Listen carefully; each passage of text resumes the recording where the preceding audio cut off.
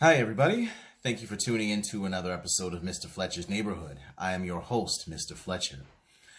This is a special edition, and in this edition, I do have a story, another children's story, of course, written by one of the members of a legendary rap group that has been inducted into the Hall of Fame. The name of the book is called Darryl's Dream, and at the bottom, you will see the author's name. Let me just bring that up so all of you can take a look for yourself. All right, and as you see, it's written by Darryl DMC McDaniels. If you're not sure by now what group I'm referring to, the rap group is Run DMC. They've done a lot of records that I do like. One record they did, I wanted to perform that for a talent show. And that record that I was going to use for a talent show that seniors in high school can participate in was Walk This Way. Okay, that might be done in another life. But this story is that of young Darryl McDaniels, who was, to me, not considered as one of the quote-unquote cool kids. And he had a crazy idea that no one was willing to accept. None of his peers had believed in him.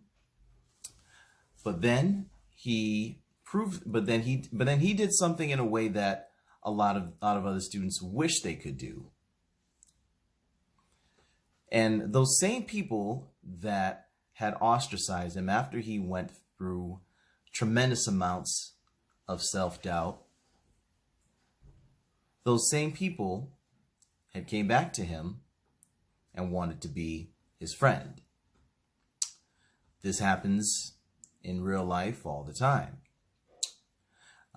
Now, the best way for you to understand that would be for me to actually begin reading. Without any further ado, here we go. Darryl loved third grade. He especially loved music class and writing. "Great job, Darryl," said his teacher as she handed back his poem. There was a big A+ on it. "You should recite this at the talent show." "Really?" asked Darryl.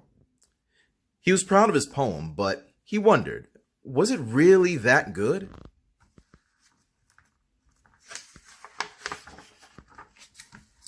After school, Darryl headed to the talent show sign-up sheet, and he wrote his name at the very bottom. "What do you think you're doing?" said a boy named Charlie. "What talent do you have?" Darryl didn't know what to say, so he held up his poem. "Wow, what a nerd," said Charlie. "And you have the dumb glasses to match." A girl named Denise had joined in. "Look, guys! Darryl's so weird with his stupid poems and his stupid A+. He's going to make a fool out of himself at the talent show." Everyone laughed, and Darryl was so upset that he crossed his name off the sheet.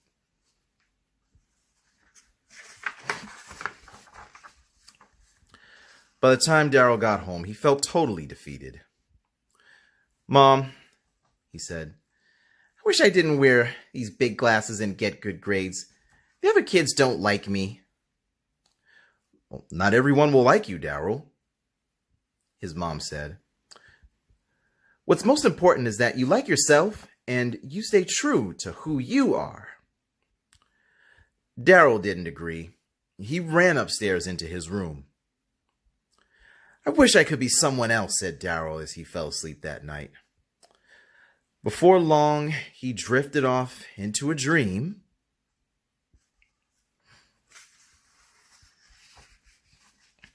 And Darryl's dream was amazing. He flew all the way through space and up to the stars. "Hello, Darryl," said a voice that echoed all around him. "Here, you can be anyone or anything you want. Just wish it. I wish those mean kids liked me, said Darryl. As you wish, said the voice.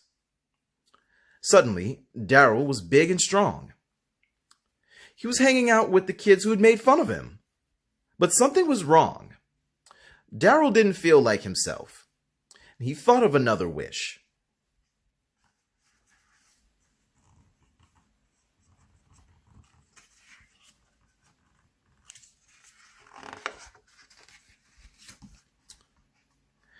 I want to become something that everyone likes, said Darryl. Like the coolest sports car in the world. As you wish, said the voice. And poof! Darryl turned into a supercharged hot rod. He looked amazing. People stood around him and admired his shiny new finish. But then he heard a noise from above.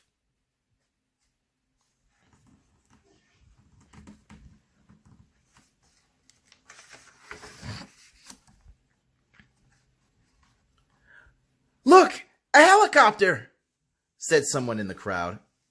It didn't take long before everyone forgot about Darryl. Wow, said Darryl. Even the best hot rod isn't a helicopter. Guess I'd better wish for something else. Darryl thought for a moment before he had an idea. I wish to be the best version of myself. As you wish, said the voice.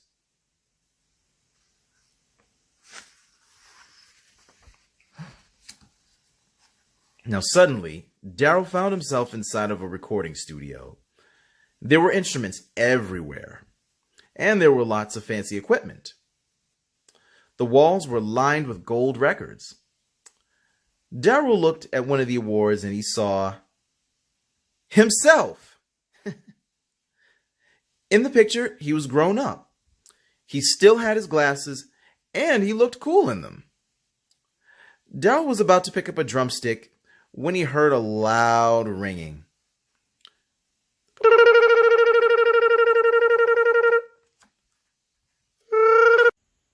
It was his alarm clock. He was going to be late for school.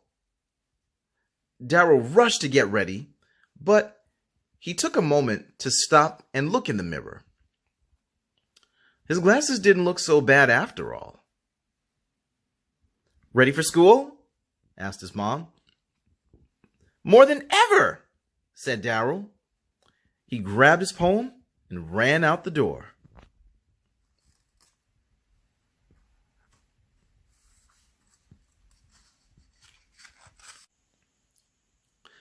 Outside school, Darryl saw the kids who had picked on him making fun of another smart kid. Stop that, said Darryl.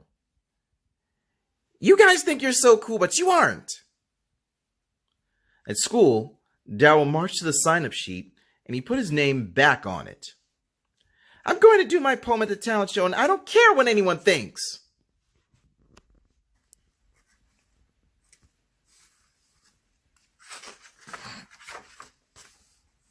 That afternoon, it was time for the talent show. Darryl waited backstage for his cue. He put on a new hat, pushed up his glasses, and he held on to his poem. He was very nervous. And as he was waiting, the mean kids came backstage. You can't perform without your poem, said Charlie. He grabbed the paper from Darryl and he ripped it up. Yeah, and you look silly in that hat, Denise chimed in. All the kids laughed, and just when Darryl thought it couldn't get any worse, he was called to the stage. Darryl froze in the spotlight. What was he going to do? He thought of what his mom had told him. I can do this. I just need to be myself. Darryl took a deep breath and grabbed the microphone, and he rhymed about reading comic books and drawing superheroes. He rhymed about loving school and making friends. He even rhymed about how one day he would go to college. The crowd was shocked. What a weirdo! Someone yelled.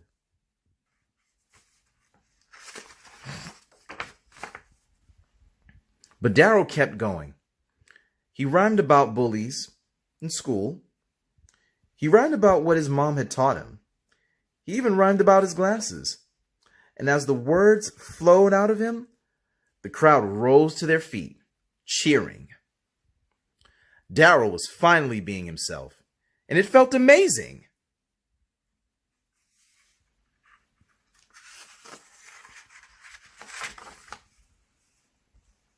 After the show, Darryl ran into Charlie and Denise. "Wow, Darryl," said Denise. "I didn't know poems could sound like that. That was really cool." "Me neither," added Charlie. "Can you teach me how to write poems just like you?" Darryl smiled. "I'll help you," he said. "But you shouldn't write poems like me. You should write poems like Charlie." Just like that, everyone. DMC's dream came true in front of everyone that counted. The glasses, the Adidas jumpsuit, and the shell top Adidas are all iconic. A uniform is what you can look at, or maybe a costume that could be worn, let's say, during Halloween.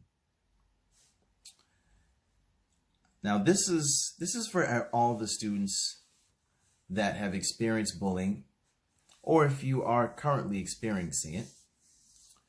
Keep being yourself and embrace the fact that you are different. Many of these same people who are ostracizing you for that will turn around at one day when you least expect it. And you do have an option of allowing them to be your friend or otherwise. This has been another episode of Mr. Fletcher's Neighborhood, and I thank you all for listening, allowing me to read to you, and take care.